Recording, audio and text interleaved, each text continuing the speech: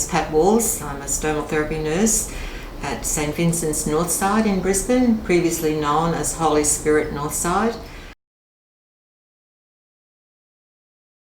I've been a stomal therapy nurse since 1982, working in community, paediatric, and for the last 33 years in the acute care setting. Love my job. Work in a department with 3 other girls. And our job is to see the patients pre-operatively, post-operatively, and make sure that they're successfully rehabilitated. I think pre-operatively the most important thing is that you build up a trust and rapport with the patient. Spend the time with them.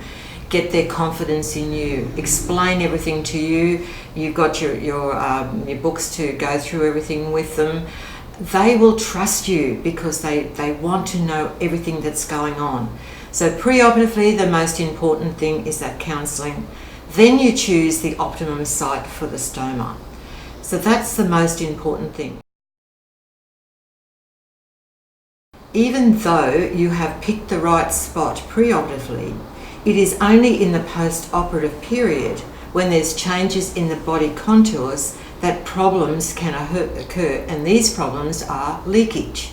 So just be aware that you've done the right thing pre-operatively, but take heart that see the patients post-operatively, stand them up, see where the problem is, get it right by putting, most likely, if they've got a loop ileostomy, using your convexity and a belt to make sure they don't have any leaks.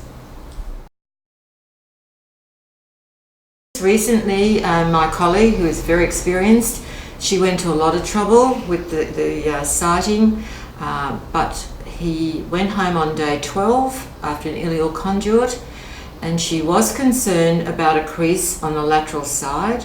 She did have the patient in convexity, but she was worried. Luckily, we're in the private sector. We were able to get the patient back in a week. When he came back in a week, absolutely distraught, distressed. The bag had leaked every day. So we looked at it, and the contours had changed into the medial side, so a crease, medial and lateral.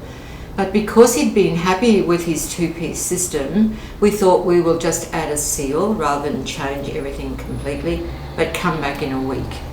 Came back in a week, the medial side had lifted, so we went, right, that's it, 3 things: wash, dry, 1 piece, convexity, more flexible, belt, no problems. When he came back in a week's time, happy as anything, confident, changing secondarily by this time in the shower, simple 3 items, and that was it.